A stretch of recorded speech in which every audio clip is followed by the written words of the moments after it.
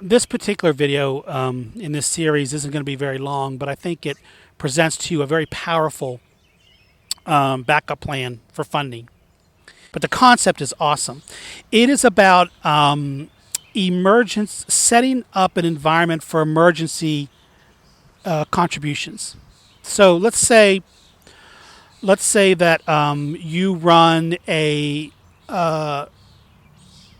soup kitchen, and that soup kitchen, you do have your predictable historical budgets and your needs and your financial needs and that type of thing. But in all of our communities, at one time or another, there are emergencies.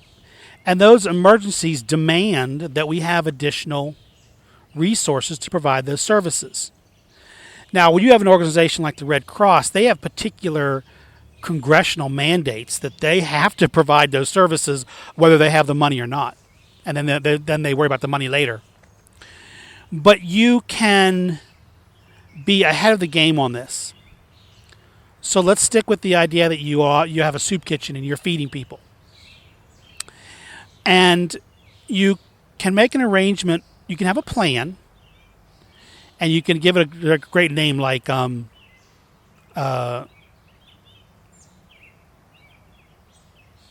Quick Feed, or that sounds corny, but you know what I'm saying. Give it a name, food in time of need, something like that. And the idea is that in this particular program, it's an opportunity that you offer to your donor. You can offer to your broad-based donors, but especially part of the package of offerings when you sit down face-to-face with your potential whale. And this is the way you write this up and tell them that it works. That you would like them to commit to an emergency gift of, say, $2,500. And that for this gift to be activated, which means you would get a letter from them and there would be some automatic way in which that $2,500 would trigger this gift. So it's not a gift they're giving today. It's a commitment that they're making today. But it's your emergency funding based on certain things.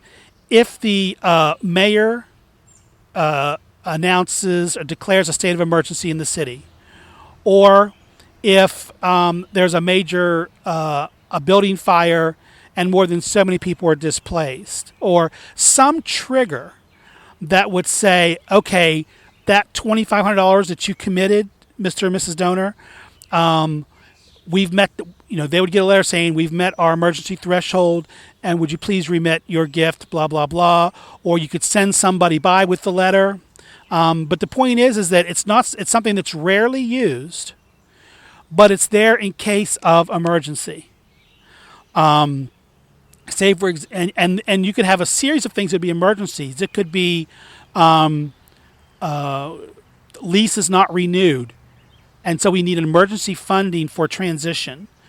So it could be a couple different things, but what you're basically doing is you're establishing a relationship with your donor, and that it's not money they're giving on a continuity basis or a lump sum right away, but they're sort of on call, so that when your organization has an emergency, it triggers that emergency fund, and then they write that check. And by doing that, it gives peace of mind for your organization to know that there are emergency funds available. And also, it lets the individual also be a part of your emergency plan. There's a lot of great satisfaction when we know that we're a part of the safety net of a particular organization and its mission.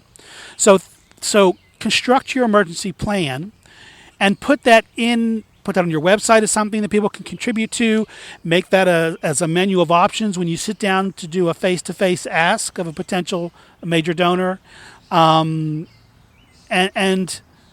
nurture that opportunity, because in a great time of need for your organization, it may be the difference between continuing operations or meeting the needs during that emergency or not.